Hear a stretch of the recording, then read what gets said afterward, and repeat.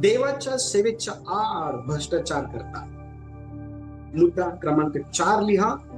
देवाच्या सेवेच्या आड भ्रष्टाचार करतात. काही लोक सेवा करताना स्वतःच्या फायद्यासाठी चोऱ्या करतात. आणि अशी लोक ही प्रभू येशू ख्रिस्ताच्या काळामध्ये पण आपल्याला पाहायला भेटतात. आणि अशी लोक आजच्या वर्तमान समयामध्ये देखील आपल्याला पाहायला भेटतात.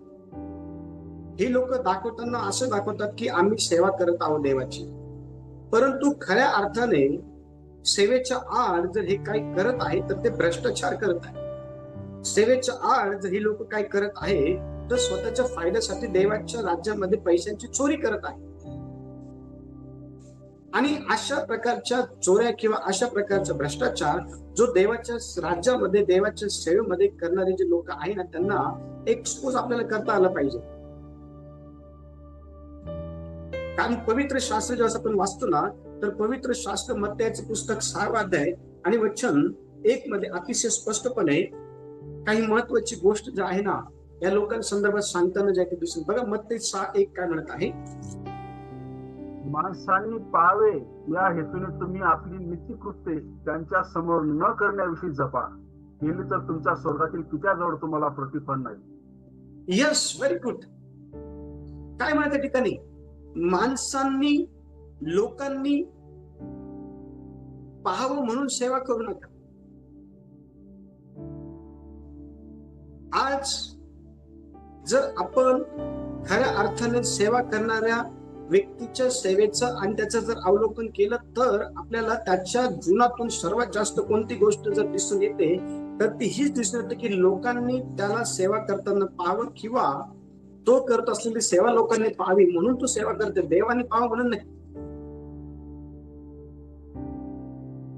आज देखील आपल्याला अशा प्रकारच्याच सेवेमध्ये सेवक असलेले पाहायला भेटतात आणि ते अशाच प्रकारची सेवा करतायत. आणि अशा प्रकारच्या सेवकांना जेव्हा आपण पाहतो ना, त्यावेळेला आपण सतर्क राहणं फार गरजेचं आहे. कारण तो व्यक्ती लोकांना दाखवताना एक दाखवत आहे, पण त्याच्या माग तो स्वतःच्या फायद्यासाठी अनेक चुकीच्या गोष्टी ज्या देवाला न आवडणार आहे, ज्याला भ्रष्टाचार म्हणतात, ज्याला पवित्र शास्त्राच्या दृष्टिकोनातून चोरी म्हणतात, ते तो करत आहे. आणि बघा, अशा प्रकारचे व्यक्ती हे प्रभू येशू ख्रिस्तासोबत देखील होते. कारण अशा प्रकारच्या व्यक्तींबद्दल आपण योहानाच्या पुस्तकाच्या 12व्या अध्यायाच्या 6व्या वचनामध्ये पाहतो. आणि बघा त्या ठिकाणी काय म्हटलेलं आहे, योहानाचे पुस्तक 12वा अध्याय आणि वचन 6 मध्ये, त्याला गरिबांची काळजी होती म्हणून तो हे म्हणाला असे नाही, तर तो चोर असून त्याच्याजवळ डबी होती व तिच्यात जे टाकण्यात येईल ते तो चोरून देईल म्हणून तो तसे म्हणाला. Very good. आता ह्या ठिकाणी संभाषण करणारा जो व्यक्ती आहे तो पण एक सेवकच आहे, ज्याचं नाव यहूदा इस्करियोत आहे. त्याला सेवा करण्यासाठी निवडलं होतं, प्रामाणिकपणे सेवा करण्यासाठी. पण यहूदा इस्करियोत याने प्रभू येशू सोबत राहून प्रामाणिकपणे सेवा करण्याचा जो काही कित्ता आहे ना, तो ठेवला नाही.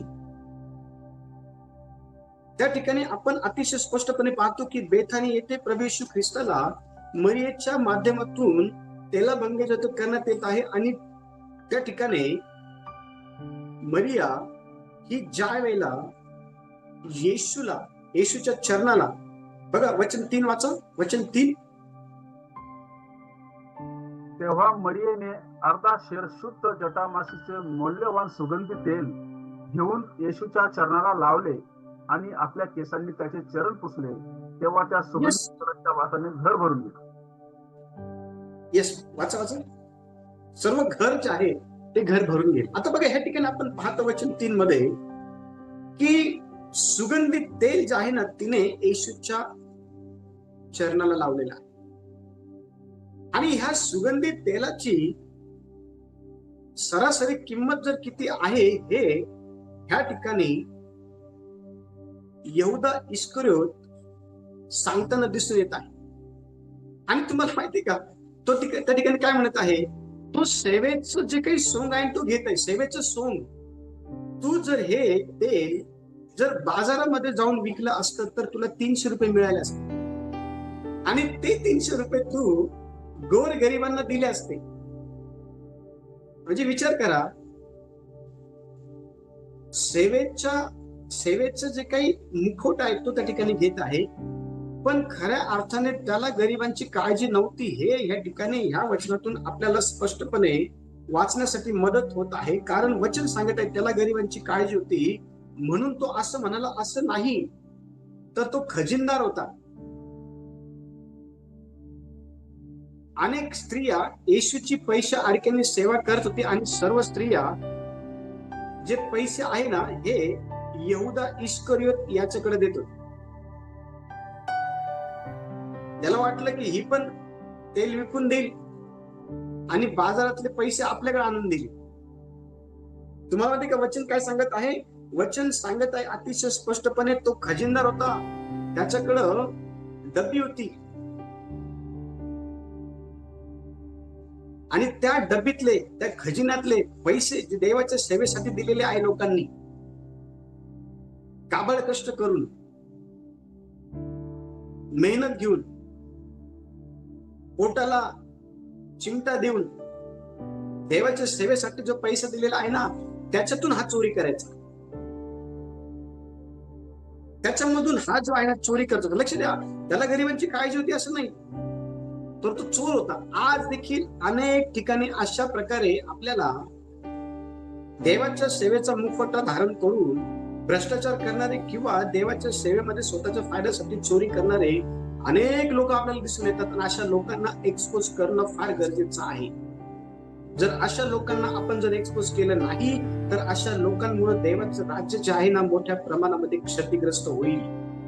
अशा लोकांना जर आपण एक्सपोज केलं नाही तर अशा लोकांच्या चोऱ्यांमुळं, अशा लोकांच्या भ्रष्टाचारामुळं अनेक लोकांचं जे आहे ना आत्मिक पतन होईल. अशा लोकांना जर आपण एक्सपोज केलं जर नाही ना तर अशा लोकांमुळं देवाचं राज्य वाढणार नाही. आणि जे देवाच्या राज्यामध्ये आहे ना ते पण देवाला सोडून निघून जातील. का? कारण ते अशा लोकांच्या भ्रष्टाचाराला वैतागून जातात. अशा लोकांच्या स्वतःच्या फायद्यासाठी केलेल्या जे काही चोऱ्या आहेत त्या चोरांना लोक वैतागून जातात, ते सोडून निघून जातात. येशूने ह्या ठिकाणी यहुदा इस्करियोत याला जे आहे ना एक्सपोज केलं की तो चोर होता, त्याला गरिबांची काळजी नव्हती, त्याला देवाच्या सेवेची काळजी नव्हती, देवाच्या सेवेची त्याला काही घेणं नव्हतं. लक्ष द्या, या ठिकाणी अतिशय स्पष्टपणे आपल्याला हे पाहायला भेटतं की त्याला एक्सपोज करण्यात आलं. मग आपण देवाच्या सेवेमध्ये आज आहोत तर आपल्याला काय करायचं आहे? आपण जर देवाच्या सेवेमध्ये आज आहोत तर आपल्याला धार्मिकतेच्या आड लपलेली जी काही लूटमार आहे ना ते एक्सपोज करायची आहे. आपल्याला सेवेमध्ये राहून काय करायचं आहे? आपल्याला आध्यात्मिकच्या आड असलेली जी काही पाप आहे ना ती समोर आणायची आहे. आपल्याला देवाच्या सेवेमध्ये राहून काय करायचं माहिती का? पाप झाकण्यासाठी देवाच्या वचनाचा गैरवापर करणारे जे लोक आहेत त्यांना एक्सपोज करायचं आहे. आपल्याला करायचं काय म्हणजे देवाने आपल्याला काय निवडलं माहिती का? देवाने आपल्याला निवडलेल्या आशेसाठी की जे उपवास करतात पण मनामध्ये अन्याय बाळगतात, दुष्टता बाळगतात ना, अशा लोकांना एक्सपोज करण्यासाठी देवाने आपल्याला उभं केले. देवाने आपल्याला निवडलं. लक्ष द्या, आपल्याला देवाने ज्या कार्यासाठी निवडलं ते कार्य आपण केलं पाहिजे. ते जर आपण केलं नाही तर आपल्याद्वारे आपल्या जागी देव दुसऱ्याला उभं करत आणि दुसऱ्याला ती संधी मिळू नये म्हणून आपण स्वतः पुढाकार घेऊन त्या गोष्टी करणं फार गरजेचं. देवाने आपल्याला का निवडलं माहिती का? देवाने आपल्याला निवडलेलं आहे ज्यांनी खोटा प्रार्थनेचा मुखवटा स्वतःला श्रेष्ठत्व देण्यासाठी, स्वतःला मान सन्मान देण्यासाठी जे आहे ना घेतलेलं ना अशांना एक्सपोज करण्यासाठी देवाने आपल्याला निवडलेलं. का निवडलं देवाने आपल्याला माहिती का?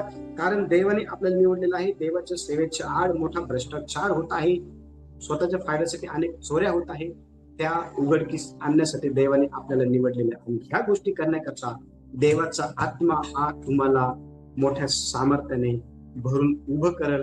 आणि ज्या वेळेला तुम्ही अशा प्रकारच्या लोकांना एक्सपोज कराल ना त्यावेळेला सर्वशक्तिमान परमेश्वराचं गौरव. आणि हीच गोष्ट देवाला आज तुमच्याकडनं करायची आहे. देवा या वचनाच्या द्वारे सर्वांना आशीर्वाद देवा.